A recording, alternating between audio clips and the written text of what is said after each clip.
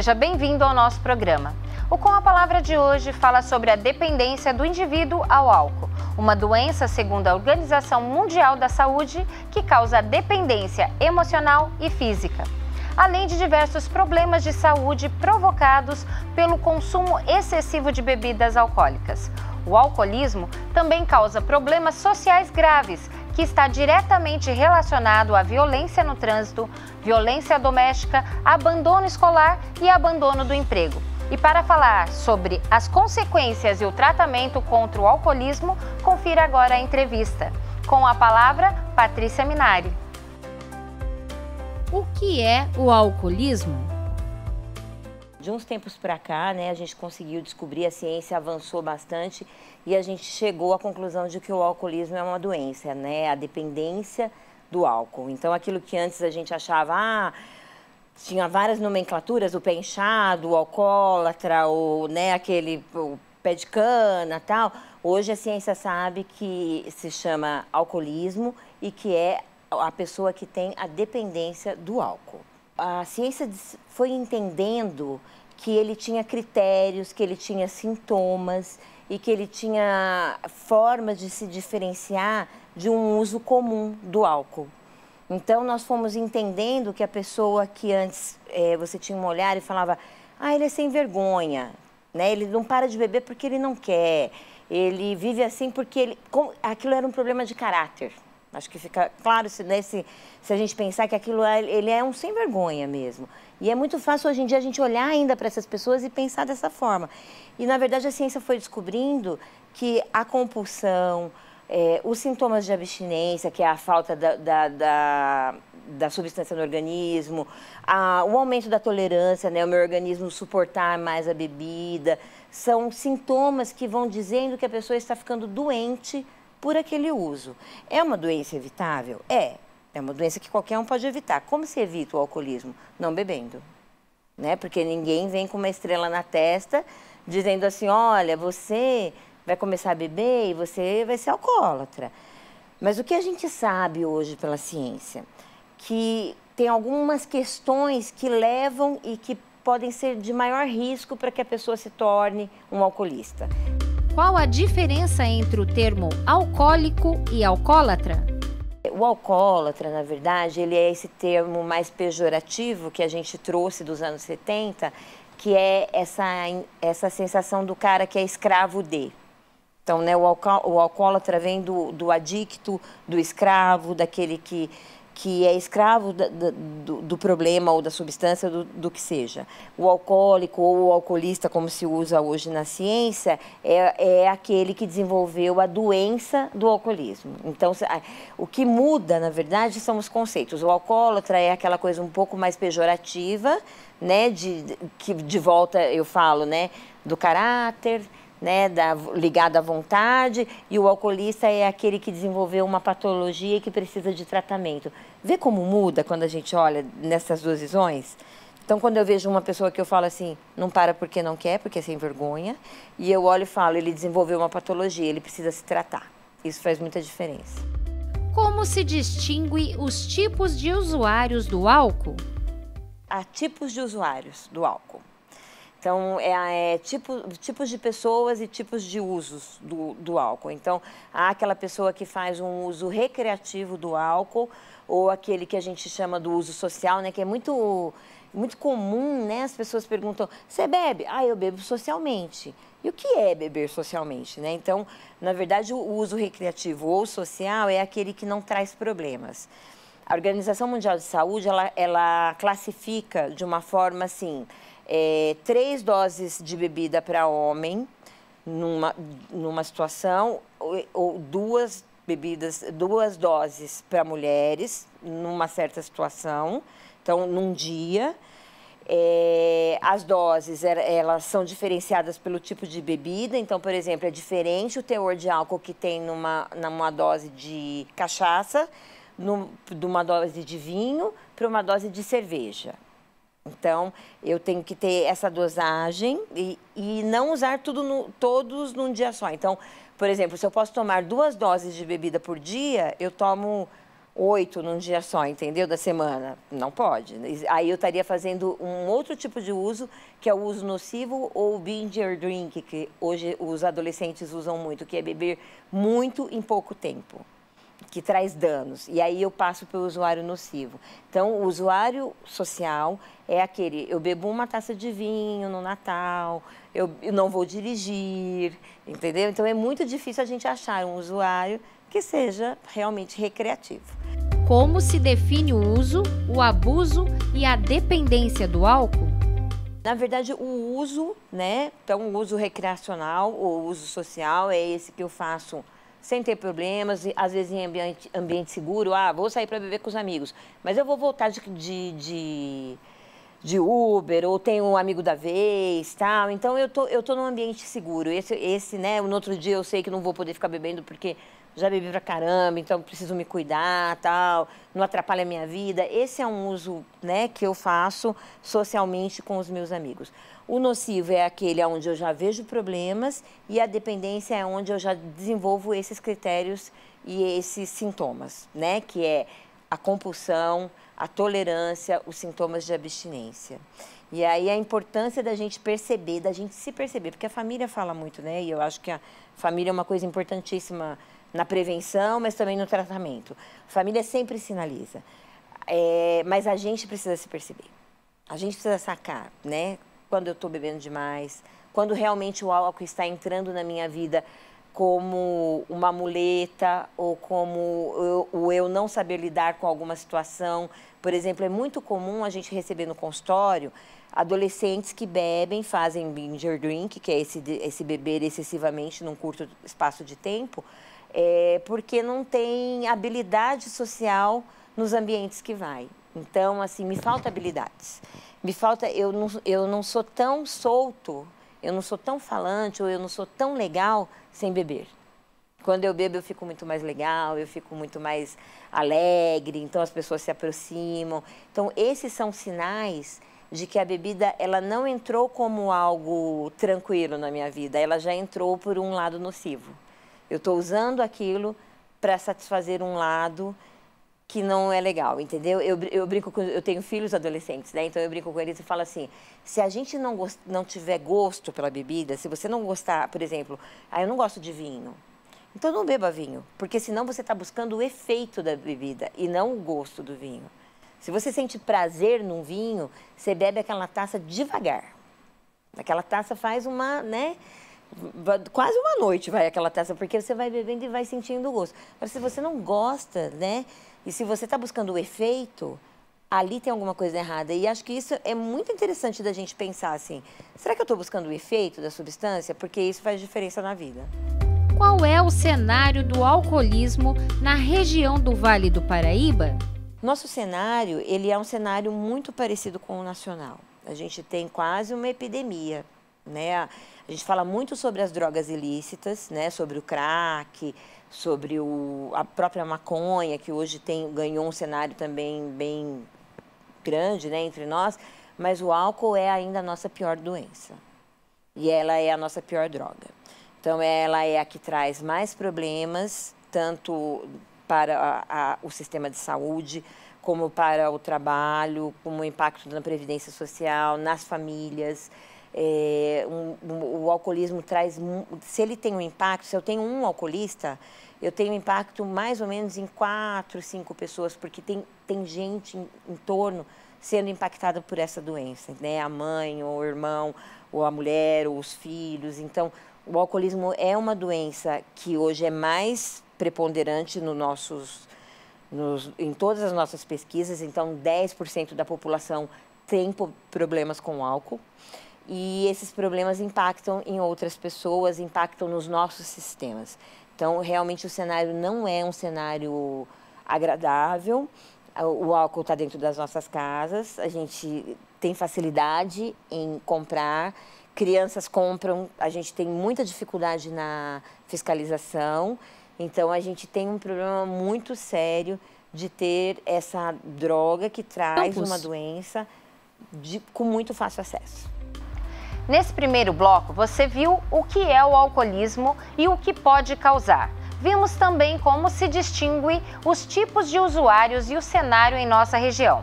Após o intervalo, vamos saber qual é a faixa etária que é mais propensa a desenvolver o alcoolismo.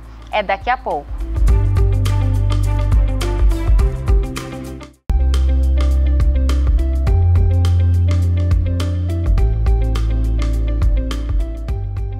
O Com a Palavra está de volta. Você sabe o que leva uma pessoa a desenvolver o alcoolismo? Neste bloco, vamos explicar como o corpo e a mente agem ao ingerir álcool e conhecer os gatilhos que levam ao consumo extremo e seus efeitos psicológicos. Com a palavra, Patrícia Minari.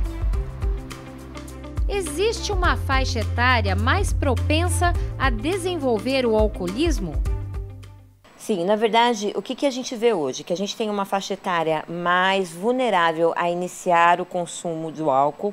Então, de 12 a 15 anos é essa faixa mais vulnerável, onde as crianças começam a ter facilidade de acessar o álcool, tem muita curiosidade. E se elas começam a beber nessa idade, como eu falei anteriormente, elas têm mais facilidade de desenvolver o alcoolismo porque o organismo está em formação. Então, infelizmente, as crianças hoje têm acesso 12 até 15 anos, é a faixa que mais se bebe e mais se tem acesso à bebida sem poder que isso aconteça, né? Então, o quadro que mais é agravante, ao meu ver, assim, é que isso acontece, na maioria das vezes, dentro de casa. O que leva uma pessoa a desenvolver o alcoolismo? É tão interessante isso, porque a gente sempre pensa isso, né? Por que será que a pessoa se tornou um alcoólatra? Às vezes amigos, né, que a gente até bebia juntos e você percebe que um foi para um lado e o outro foi para o outro, né? E aí a ciência fala de uma síndrome, né? A síndrome da dependência química, que abrange a dependência do álcool. Por que síndrome? Porque não se tem uma causa definida. Então ela tem fatores, ela é uma síndrome, é multifatorial e a gente trabalha sempre com o conceito de fatores de riscos e fatores de proteção. Então, existem pessoas que têm mais fatores de risco na vida e mais propensão a ser um alcoolista e tem pessoas que têm mais fatores de proteção, então menos chances. Quais são os gatilhos que levam um indivíduo ao álcool? Agora, o gatilho é diferente, porque o gatilho é o quê? É o desejo de.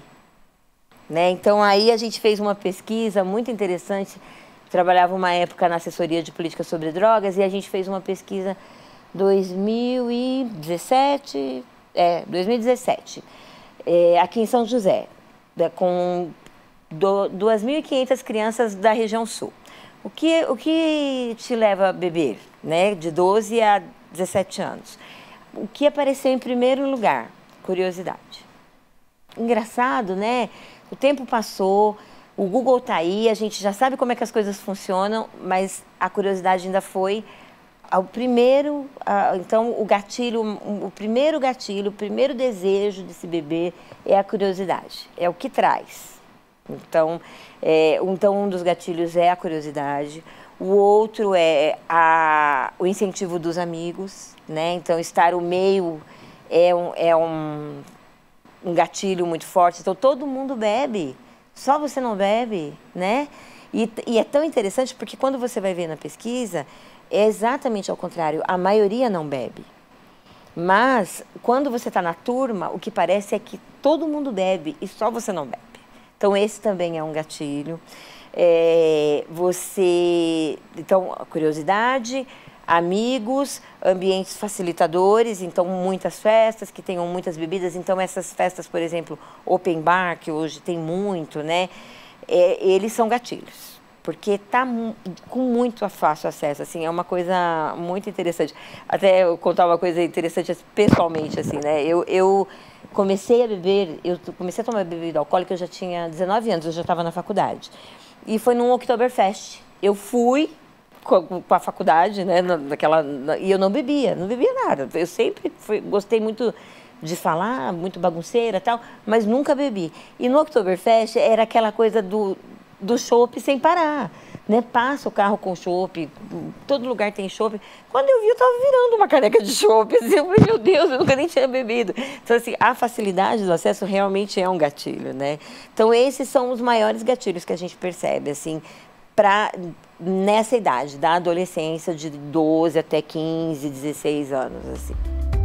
O que acontece com o corpo e a mente ao ingerir álcool? O álcool, ele é muito interessante, a ação do álcool no organismo da gente. Porque se você for parar para pensar, quando você começa a beber, a primeira coisa que acontece é você ficar mais alegrinha, né? Você fica mais falante. Você imagina, eu que já falo desse jeito, devo falar, né? Ninguém deve aguentar. Então, assim, você fica mais falante, você ri mais, você... Então, a primeira atuação do álcool dentro do organismo é uma atuação de excitação, né? Ela te deixa mais efusiva. Só que, em seguida, ela tem um fator depressor. Então, aí ela vai dando aquele sono, ela vai dando, né, aquela zonzeira. Aí, sabe aquela coisa do povo começar a chorar? Sabe o bêbado que chora? O chato, que fica, ai, eu te amo, tal, né? Já tá nessa fase depressiva da bebida. E aí, ela entra nessa fase que deprime mesmo. Aí você vai afundando e a pessoa vai, né, perdendo a noção do que está falando, a fala vai ficando mais atáxica, né, que a gente chama, que é essa fala molinha, e daqui a pouco já estou enrolando a língua, já não sei mais o que eu estou falando, tal. Se é ingerido o álcool, por exemplo, né, se ele é ingerido, como já falei várias vezes, os adolescentes usam fazer atualmente, muito rápido, numa dose muito alta, ela pode até levar ao coma. Né? Como a gente já teve essas reportagens de pessoas, por exemplo, daquela coisa do bicho na faculdade, que tem que beber muita vodka. Teve um cara uma vez que morreu e ele entrou num coma alcoólico porque ele bebeu uma dose grande em pouco tempo. Então, aí ele entrou em coma e faleceu. Então, a bebida, ela traz essa questão, primeiro da excitação, depois da depressão, e ela pode levar à morte se ela for usada numa dosagem muito alta. Então, aquela história de que mata não é mentira. O consumo extremo do álcool causa efeitos psicológicos? Sim, existem muitas pessoas que abrem quadros de esquizofrenia, né, que é a cisão com a realidade. Às vezes abre quadro de depressão por conta da bebida. Então, abre quadro de transtorno bipolar. Então, realmente é uma doença que ela não... É uma substância que ela não só atua no organismo, porque ela detona com o organismo, né? As pessoas morrem de cirrose, as pessoas morrem de doenças hepáticas aos quilos, mas ela também traz danos psiquiátricos gravíssimos, assim. Para você ter uma ideia, 80% das nossas internações psiquiátricas no Brasil são causadas pelo uso do álcool. Então, ela traz uma gravidade nas patologias psiquiátricas. Vimos que as emoções contribuem significativamente para o consumo do álcool. Além disso, o uso excessivo pode causar efeitos na saúde física e mental. E no próximo bloco você vai saber como a prevenção e o tratamento podem transformar a vida do dependente e de toda a família. Já voltamos, não saia daí!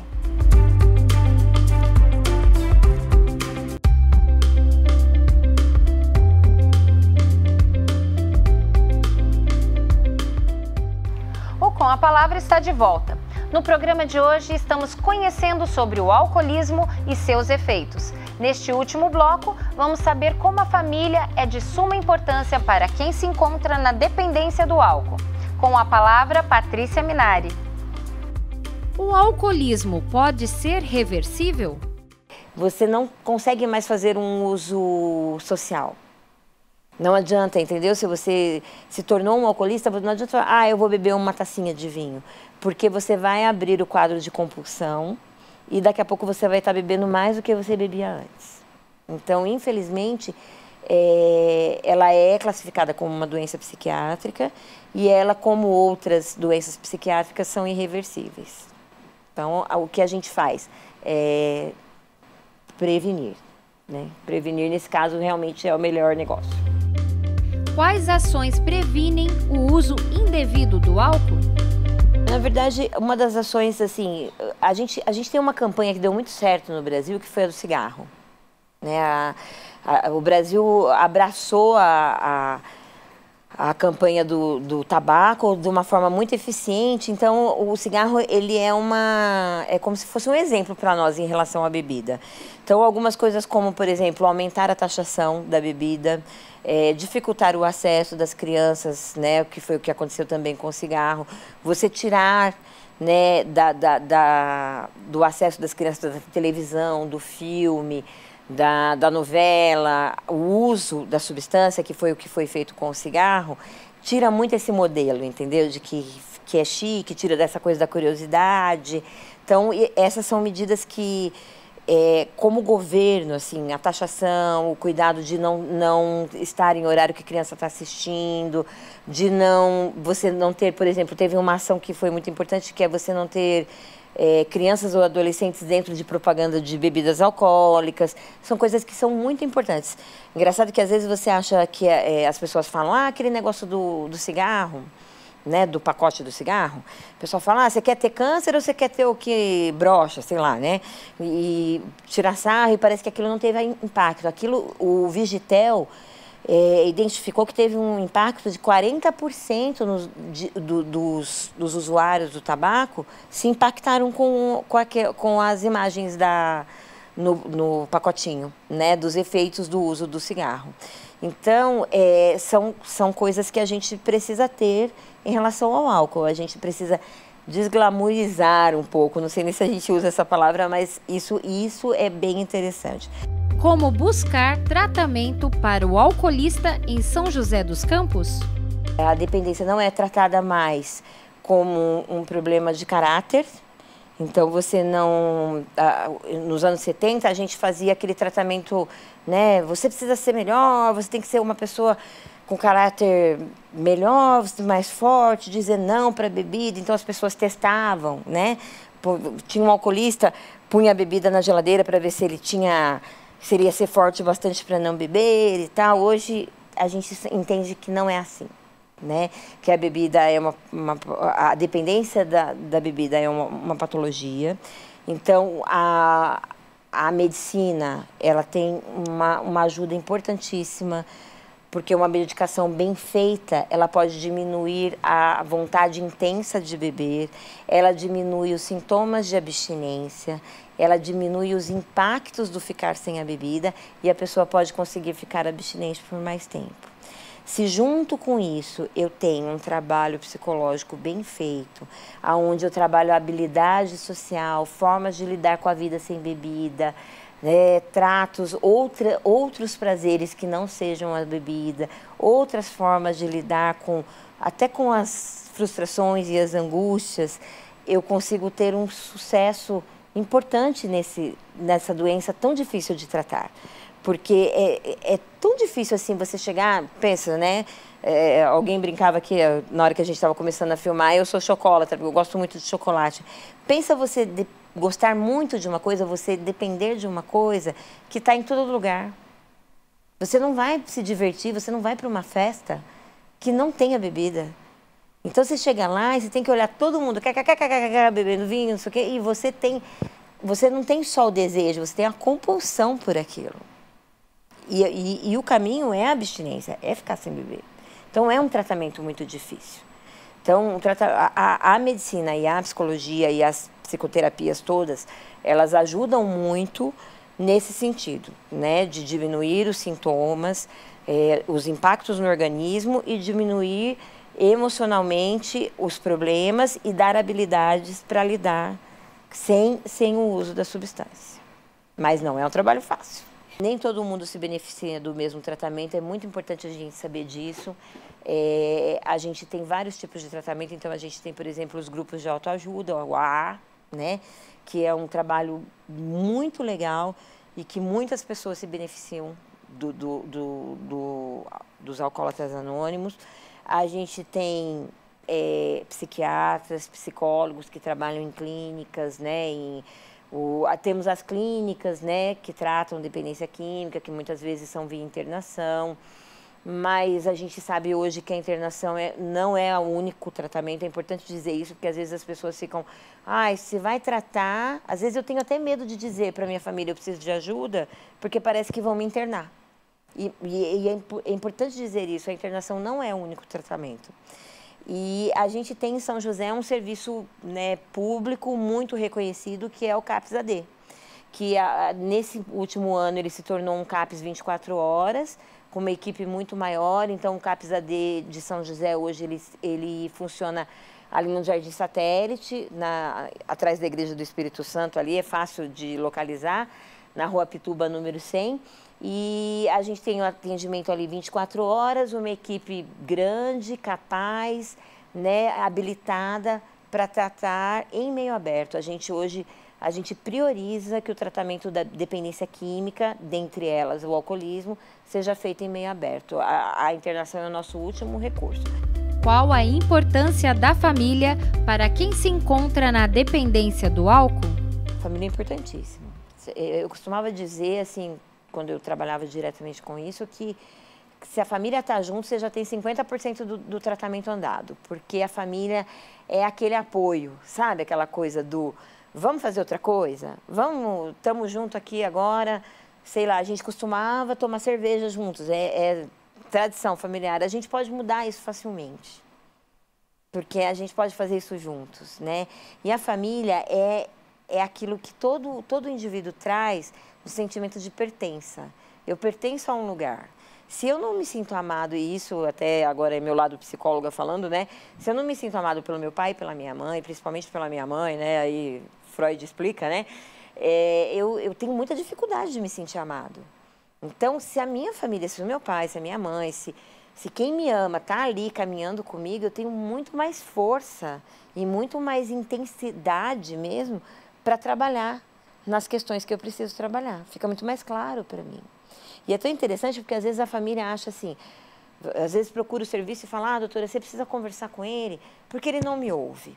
Gente, não tem ninguém que a gente ouça mais nessa vida do que mãe e pai. Mesmo que a gente faça de conta que a gente não ouve. Aquela fala fica na cabeça da gente pro resto da vida. Às vezes você vai fazer coisas, eu tenho 50 anos, eu vou fazer alguma coisa, eu lembro da minha mãe falando de alguma coisa, né? Acho que isso é tão forte na vida da gente. Então, assim, a família é importantíssima em olhar para quando é adolescente, quando está se tornando um adulto, perceber no que está faltando ali, no que a bebida está entrando, em que lugar a bebida está entrando. E a família também é importantíssima para que, se aquela pessoa já se tornou um dependente químico, que ela saia e que ela consiga se tratar. Então, a família precisa estar sempre por perto. A família entender, quem estiver por perto entender que tem saída, né? Tem tratamento, hoje muito melhor do que há anos atrás, tem tratamento, tem forma de lidar e tem muita gente que é alcoolista, se tornou alcoolista e consegue hoje viver muito bem, obrigado, sem a bebida, né? Se tratou, se resolveu, como se fosse uma diabetes, não posso mais usar açúcar, não posso mais beber.